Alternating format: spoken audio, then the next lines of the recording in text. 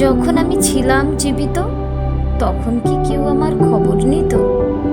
মরার পরে ফুলের তোড়া হাতে সবাই এলো শ্মশান যাত্রী হতে। যাদের আমার প্রতি ভীষণ করুণা, তারা বলল মেয়েটা পায়নি ওষুধ, দেখলো না কোনো ডাক্তার, তাই তো মেয়েটা মারা গেল অকস্মাৎ। চিতায় শুয়ে আজও আমার মনে পড়ে। বছর বছর কেটে গেছে, অনেক টাকা খরচ গেছে, তবু অসুখ থেকে হয়নি মুক্তি।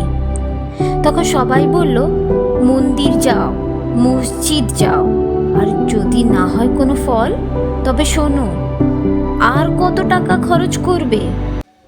যদি পারো বিয়ে দাও, বিয়ের পরে তোমার কি, হয় মরবে না হয় বাঁচবে।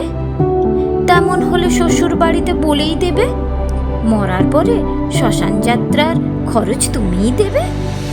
যখন পড়বে না মোর পায়ের চিহ্ন এই বাটে, আমি বাইব